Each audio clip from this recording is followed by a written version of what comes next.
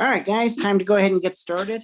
So my plan for today is to go ahead and just wrap things up here with redox. So this will be our last day dealing with it. And we're going to primarily work on disproportionation reactions, which were the topic of the last video that you guys watched for last night. So I thought what I would do as far as the normal in-class stuff that we do, I figured I would just kind of go over today's quiz to kind of close everything out. And then what we'll do is we'll go and we'll look at some examples of some disproportionation reactions over in the practice side. Now, if you were despairing, because I know, for example, I've seen some of the quiz grades dropping for some folks over the last week or so. This is normally about the toughest the course gets. So if you're starting to despair about the course and how you're doing in it, I can tell you from having taught it for many, many years, this is kind of what I would call the mountaintop or the apex of despair right about now. This is where everybody kind of wants to throw in the towel and give up. But let me tell you, it starts to actually get a little bit easier. When I say easier, it's just different. So as a result, as we move into the next topics, which are things like gases and thermochemistry and quantum mechanics and atoms and bonding and things like that, students tend to actually do a lot better with that. So it's just a different kind of focus than what we've been doing for the past couple of weeks. With a little bit of the old stuff thrown in. For example, the stoichiometry, the mole-to-mole relationships and mole bridges, they're always going to be there when we talk about chemical reactions. That's something we're going to revisit again and again. For example, in both the gas law chapter and in thermochemistry, and then further into the bonding side as well. So that doesn't go away, but we just tend to focus on some different things in the course from here to the end. So hang in there, guys. That's pretty much the advice I would give you at this point. So you have one more Friday quiz that's going to have redox on it, which will be, of course, day after tomorrow. And then after that, we're out of it. So then we're on to new and different and hopefully better things. So let's go ahead and wrap it up here. So I'm just going to start out with this disproportionation reaction that we had in the quiz. Let me just go ahead and write it down. I haven't worked through it, but we'll just go ahead and write it. NO2 gas going to, it looks like aqueous nitrate.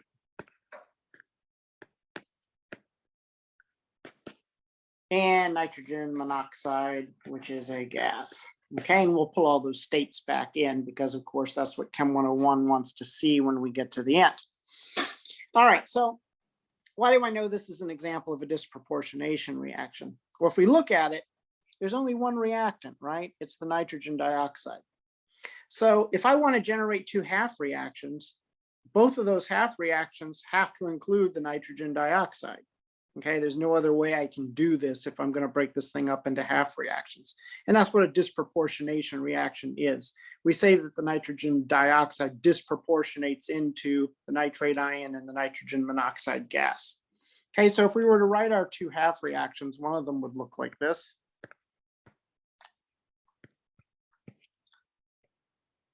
And that goes over to the nitrate. And the other half reaction, of course, would be the nitrogen dioxide gas going to the nitrogen monoxide, the NO. Okay, so there's the two unbalanced half reactions. I'll go ahead and put the AQ in there to be proper about it. All right, so now we balance them just like we would using the regular rules. So let's start with the top half reaction. Looks like I got a nitrogen on both sides. I'm done. I don't have anything to do with that one. Nitrogen's good. Now, if I look at my oxygens, that's always where we go next. Looks like I got 3 on the right, 2 on the left. So I need to introduce an oxygen over on the left, and I do that by adding a water, right? And that's what we always do. Okay, I'll bring the states back in when we have to there. So now that I've introduced, and by the way, this is an acid, I think it said, so we'll go ahead and just make a note of that because we can always adjust it to base at the end, and we'll probably do that just to get a little extra practice. So I got 2 hydrogens over on the left, I need 2 on the right. Oh, if I'm in acid, how do I introduce them? Oh yeah, I introduce them as hydrogen ions. So I put an H plus over there, and that would be an aqueous solution. Somebody asked that during the quiz, but I need 2 of them. Okay, and again, we'll put those states back in at the end. All right, so am I done? Not done yet, because ultimately I have to balance out the charge, don't I? So I don't see any charge on the left, so we'll put a 0 over there to denote that. look at the right. Looks like I've got 2 units of positive charge from the hydrogen ions, 1 unit of positive charge from the nitrate. So it looks to me like I've got a net charge on the right of 1 plus. Everybody see that okay? 2 plus plus a 1 minus should give me a 1 plus. And then what we do is we add electrons to the more positive side to make it look like the more negative side. So I need to make a 1 plus look like a 0. So how many electrons am I going to add to the right-hand side? 1. Yeah, good. Very good. Okay. So far, so good, everybody. That's a balanced half reaction. Now we'll go to the bottom one. Again, it looks like we have a nitrogen on both sides. We're good. 2 oxygens on the left, 1 on the right. Oh, so I need a water on the right to balance that out. So let's go ahead and put that over there. All right. Now I need hydrogens, right? So let's see. I've got 2 hydrogens on the right, none on the left. So I'm going to need 2 H pluses over on the other side. And now I'm going to check out my charge. Okay, so it looks like I don't have any charge on the right, and I've got 2 units of positive charge on the left. So that means I've got a total of 2 plus over there. Okay, does that make sense to everybody? So how many electrons do I have to add to the left? 2. 2. Very good. You got it. Okay, so now we've got 2 balanced half reactions. Now, the next thing we do before we add them up is see whether or not the electrons are going to cancel. And it doesn't look like they will, right? They're on the correct sides, right? I've got an oxidation half reaction and I got a reduction half reaction. But you'll notice that I'm end up with an extra electron when I add them up over on the left-hand side. So to compensate for that, I need to take the whole top reaction, which is the oxidation half reaction, right? And multiply it through by what? 2. 2. Good. So we'll put that 2 out front there, guys. All right. Now we'll go ahead and add everything back up. All right. So we got 2 waters, 2 NO2s. All right. Then I've got 2 hydrogen ions coming down. And it looks like an NO2. And now let's go to the other side. So it looks like I got 2 nitrates. 2 times 2 is 4 hydrogen ions.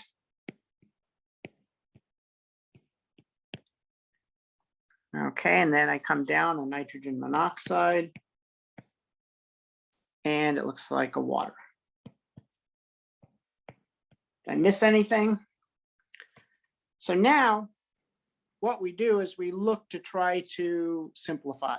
So a lot of times what happens with these disproportionation reactions, of course, when you actually tie everything back together, you're going to end up with multiple things that disproportionated. So there's the NO2s there, and we can put them back together, and that'll give us 3 of them. Okay, what about waters? Looks like I got a water over on the right, so I can get rid of that 2 on the left. How about hydrogens? So I got 2 hydrogen ions over there. So that means that 4 over there becomes a 2, right? Anything else I can combine? I think I got it all. So let's go back and recombine everything and put states back in. I've got 3 NO2s, and that's a gas, right? If I combine them back up, plus an H2O. And that's a liquid, so we're going to put an L down there for that. And it looks like I've got 2 nitrates. That's aqueous, so that gets an AQ, because that's the dissociation product of a salt, plus 2 hydrogen ions. That gets an AQ as well. And a nitrogen monoxide, which gets a G, because that's how it was in there to begin with. Okay, so there I think we have a balanced redox reaction in acid. So now we'll just put acid there to remind ourselves of that. What if I want to take that same reaction and I want to put it in base? Let's just say we need to take it to a base solution. Okay, what do?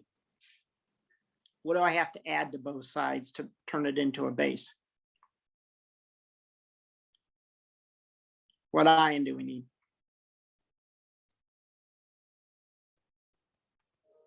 You need 2 hydroxide ions. Yeah, on you each need side. hydroxide. Yeah, very good, very good. You got it. And the reason I know that is because I come over to the right and I see that I've got 2 hydrogen ions over there. And if I'm in base, I can't have hydrogen ions, right? So I have to actually add hydroxides to eliminate them. So I'm going to add 2 hydroxide ions there to eliminate the hydrogen ion. But remember, if I do it to one side, I have to do it to the other side. Okay, so now let's go ahead and add everything back up. And remember, these guys combine together to make waters. So I got 3NO2 gas plus an H2O. And we'll probably be able to simplify those here. This will be in base all of a sudden. And I also have to have those 2 hydroxides, which I almost forgot about. There they are. And I got 2NO3, 1 minuses here. That's aqueous. By the way, those hydroxides are also aqueous.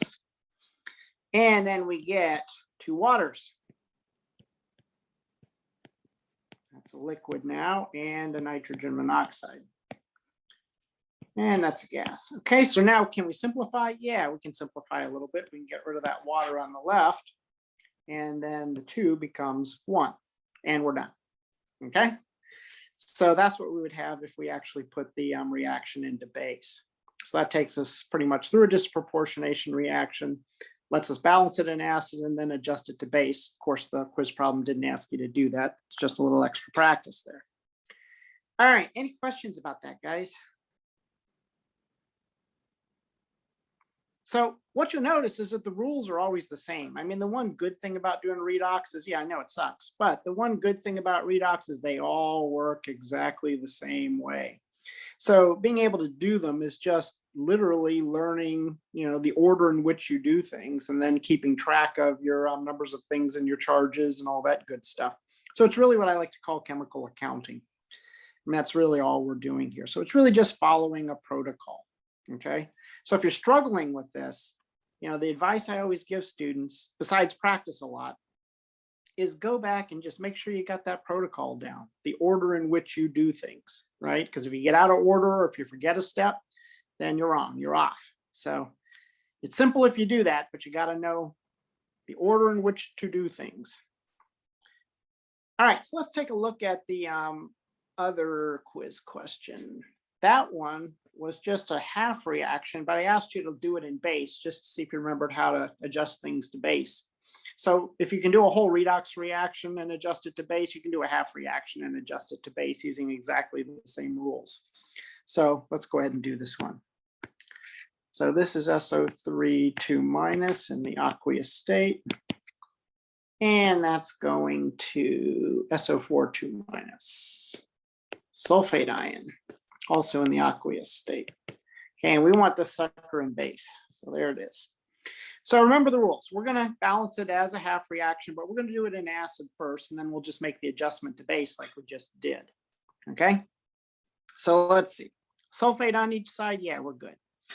Oh, I see 4 oxygens on the right, so I need an extra oxygen on the left, and I'm going to get it there by adding a water. Okay, but now I've introduced hydrogens on the left that I don't have on the right.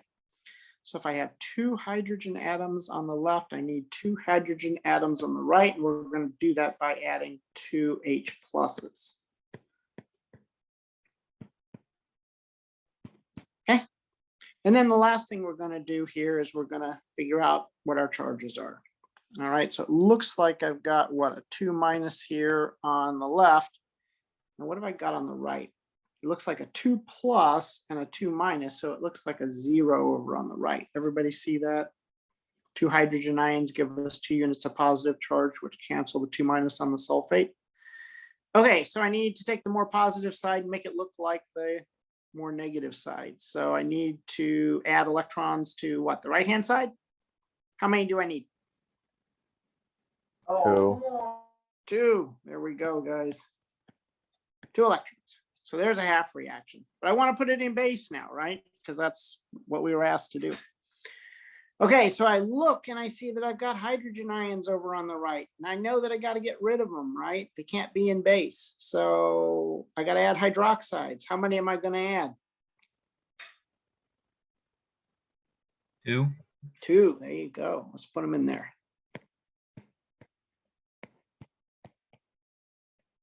Okay, but remember, if I do it to one side, I got to do it to the other side. Okay, so now let's just combine everything up. We know that these guys are going to combine to give us 2 waters. So let's go ahead and do that. I'll bring the states back in here in a little bit. Plus an SO3, 2 minus, plus 2 hydroxides. And then I've got a sulfate. And I got 2 waters.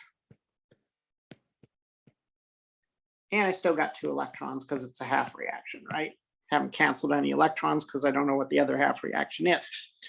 All right, so what can we do? How do we simplify? Looks like I got a water I can get rid of there. I can get rid of that guy there. So if I want to go ahead and put everything back with the states in there to make it proper, SO3, 2 minus is in the aqueous state, plus 2 hydroxides. Those are in the aqueous state. It's a dissolved ion.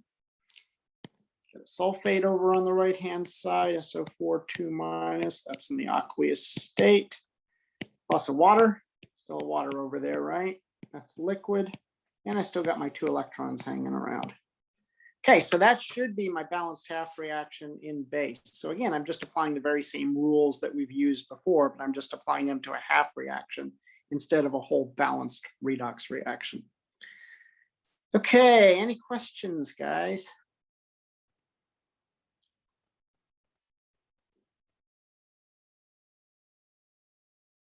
All right, good. Let's practice a little bit. So I'm going to go back over here to Chem 101, go to my in class. We're over in chapter 4. And here's redox number 3, disproportionation. So let's start that. Okay, it looks like you have about 12 minutes. So that's going to take us pretty close to the end of class there.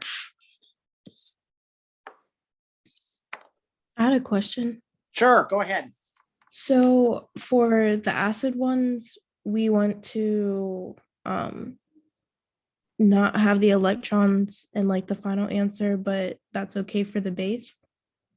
Well, how come in the bottom one down here that I did? Why did I have the electrons in there? It's going to be in there for both the acid and the base, right? Because remember when I balanced it in acid, right? The electrons are still there, aren't they? But see the 2 electrons hanging at the back there? They're still there. Yeah. Okay. And then when I applied the base rule to it, did the electrons change at all? No. No, I still had 2 electrons in there. So that just kind of hung on. So I balanced in acid to get the electrons right. And then I just made the final adjustment to base. And that didn't change the electrons. So they're there in both the acid case and the base case. Okay. Yep.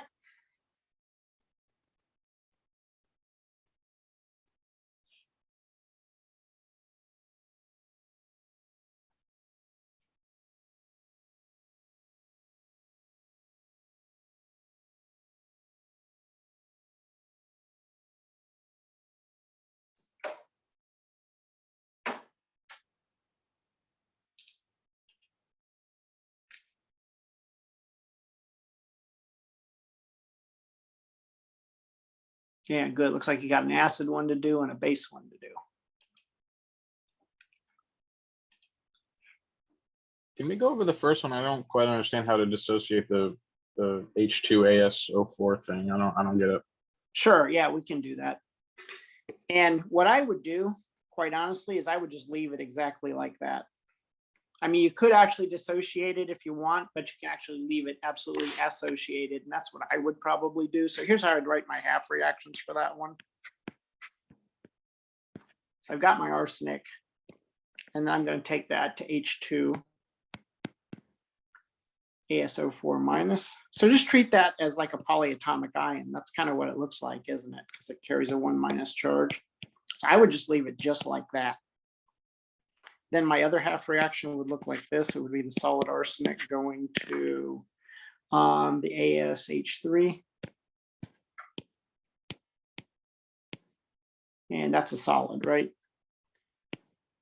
So that's how I'd write my half reactions. And then just apply my normal rules from there.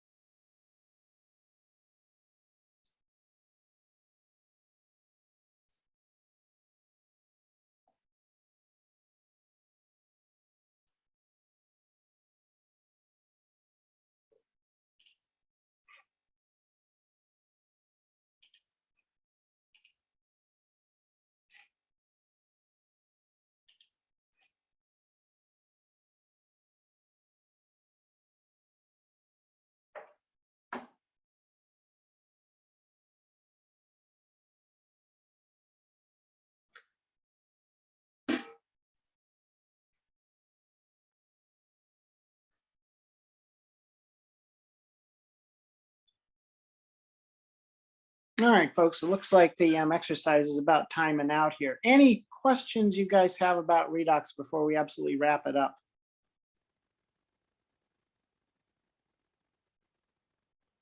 And again, if you're struggling with this, the best advice I can give you would be to do the following. Go ahead and, go look up or find my notes or your notes on the protocol that we use, the order in which we do things. Maybe even write it out for yourself one more time and put it in front of you. And then go do 4 or 5 of them and just follow that protocol until it's kind of ingrained. And trust me, you'll have it. That's pretty much the trick to doing them. I remember learning these back when I was a freshman in college, taking general chemistry. And I actually liked them because once you figured out how to do it, you could do them till the cows come home. So the rules never really change. It's just getting the practice and being comfortable with what you're doing. All right, gases are next time. So the video will be on gas laws. Well, actually, we won't get into the gas laws, but basics on identifying a gas, units associated with gas measurements, these kinds of things. And you got a Friday quiz coming up. It's going to primarily focus, of course, on redox because that's what we've been doing for the past week. All right, guys, any other questions? Could you just go over the second problem quick? Yeah, I can at least get it started for you. All right, so let's go ahead and break it up into half reactions. You have it. It's ClO2 going to ClO2 minus.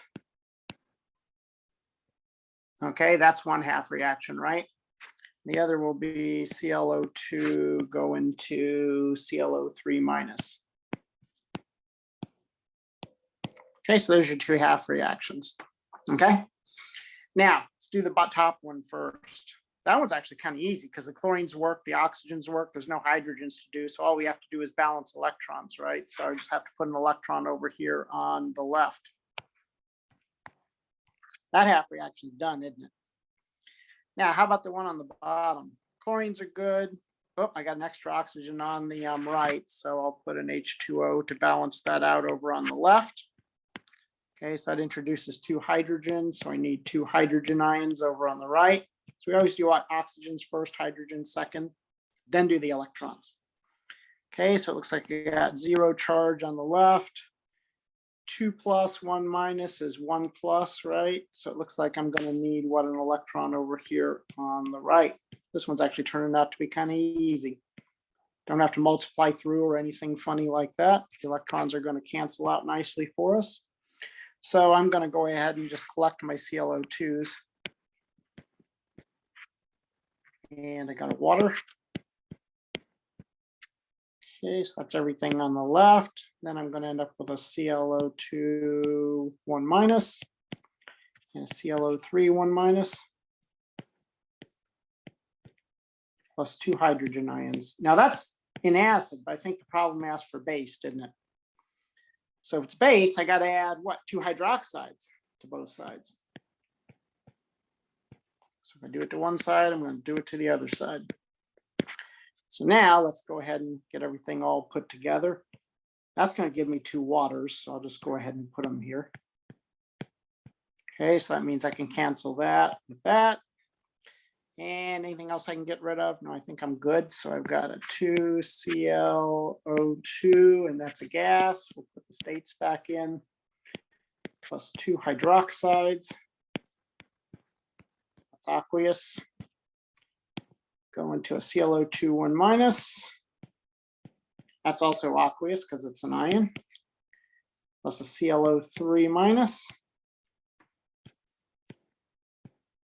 That's aqueous. And then we're left with a water, so we'll put a water in there.